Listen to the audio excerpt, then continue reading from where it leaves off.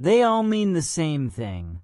Belly, stomach, tummy, abdomen. But if you use the wrong one, it sounds strange. My abdomen hurts. Are you in a hospital? No. Then don't say that. Let's fix it. Stomach. That's the neutral word. Everyday English. My stomach hurts. Perfect. Belly?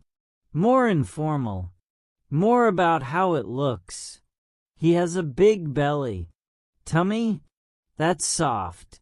Friendly or for kids. My tummy hurts. Sounds natural if you're 5. Now, abdomen? That's medical. Clinical.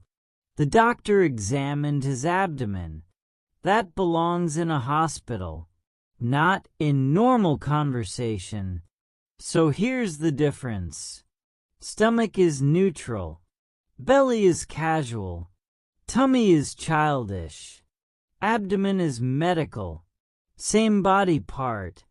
For different voices. Choose the wrong one. And people notice. Especially the doctor.